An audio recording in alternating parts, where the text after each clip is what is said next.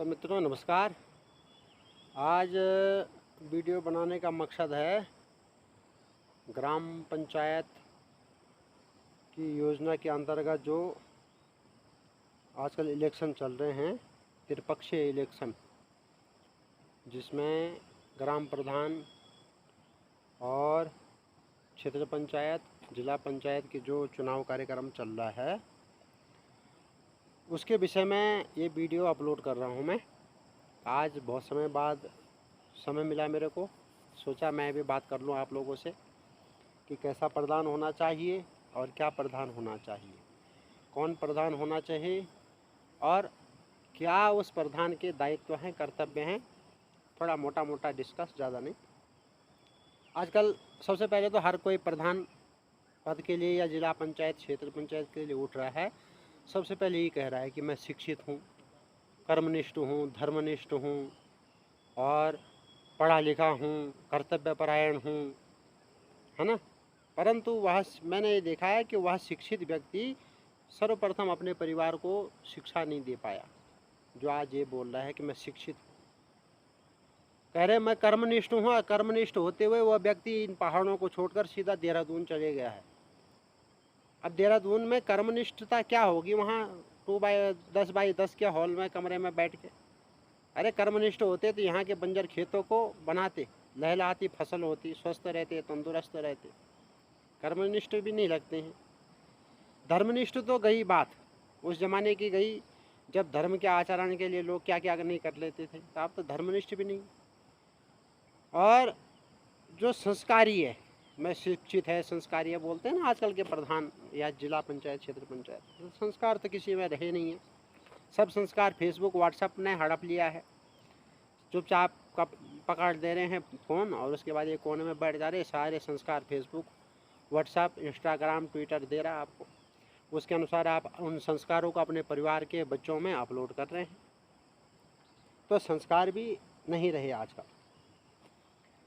और दूसरी बात, एक चीज़ और देखा मैंने कि कई लोग प्रदेश में हैं, दिल्ली है, देहरादून है, हरिद्वार है, मैदानी क्षेत्रों में रह रहे हैं, नौकरी चाकरी कर रहे हैं, वही प्रधान की दावेदारी उठ रहे हैं। आश्चर्य की बात है कि गांव वाले उनको भी वोट देंगे। जो लोग अपने क्षेत्र को छोड़ के, अपनी मातृभूमि को छोड़कर, अपनी इस माटी को छोड़कर दूसरे के बर्तन भांडे मांजने के लिए दूसरे के नौकर बने बैठे हैं, वो प्रधान के लिए उठ रहा है और तुम्हारे ऊपर बाद में वो करेगा, आदेश करेगा, तुमको, तुम्हारे ऊपर शासन करेगा।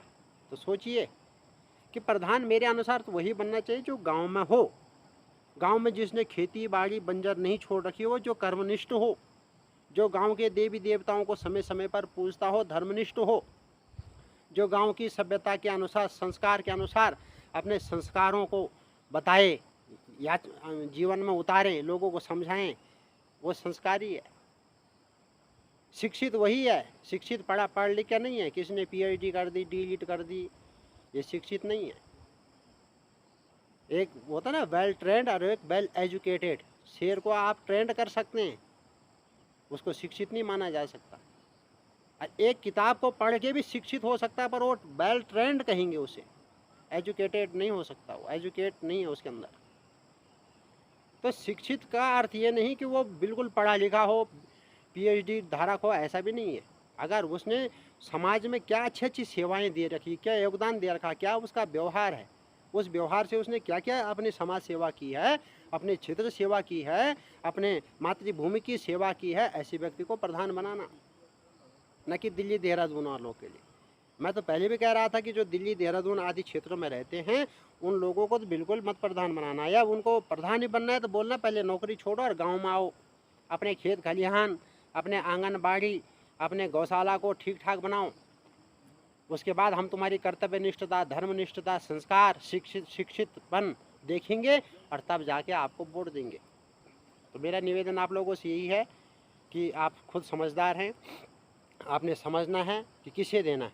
अब एक महत्वपूर्ण पहलू ये भी है कि कई प्रधान बन जाते हैं, उसके बाद कोई मतलब ही नहीं, उसके बाद उनको केवल अपना घर भरने से रहता है। सीरत, देहरादून, हरिद्वार, दिल्ली आदि शहरों में मकान बनाने से मतलब है। उसके बाद वो जनता की तरफ नहीं देखते हैं।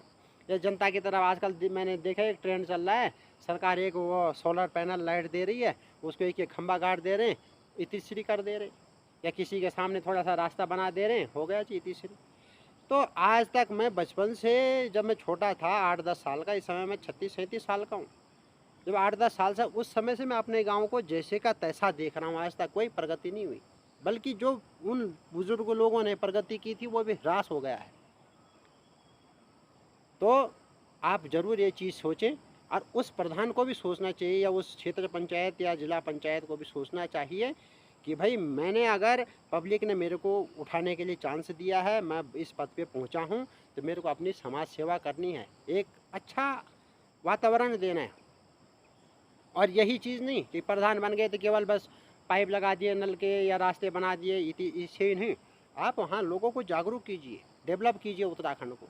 यहाँ के लोग क्यों बर्तन भांडे मांजने के लिए जा रहे हैं शहरों में, क्यों 10 बाई 10 के कमरे में रह रहे हैं रात दिन, इतना खुला आंगन छोड़ के, खुले खेत खलिहान, खुला जंगल छोड़ के, खुले मकानों को छोड़कर क्यों जा रहे हैं।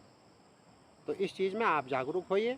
प्रधान, अपने गांव के प्रधान, सरपंच आदि से आप ज़रूर कहें कि हमें ऐसे रोज़गारों से जोड़ें, जो रोज़गार हम देश दुनिया को दिखा सकें, बेच सकें, कर सकें, अपना उत्तराखंड को समृद्ध कर सकें।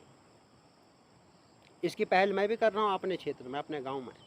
मैं अपने बंजर खेत खोद रहा हूँ, और उन बंजर खेतों में मेरा भविष्य का विचार है कि मैं भविष्य में उसमें वाटिका लगाऊंगा, उसमें सेब संतरे जो भी मौसम के अनुकूल होंगे, उसके अनुसार जैसा मेरा स्वास्थ्य रहेगा, मेरे अंदर हिम्मत रहेगी, मेरे घर वालों के अंदर ये ऊर्जा रहेगी, तो मैं इस काम को ज़रूर करूँगा।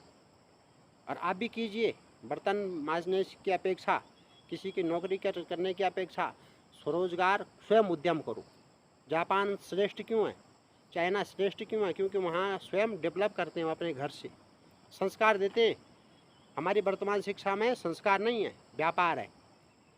बोलते थे ना कि सा विद्या या मुक्त है, अब बोलते हैं सा विद्या या नियुक्त है, माने जब तक नौकरी नहीं लगे तब तक पढ़ते रहो, उसके बाद छोड़ दो पढ़ना लिखना। तो ऐसा मत कीजिएगा।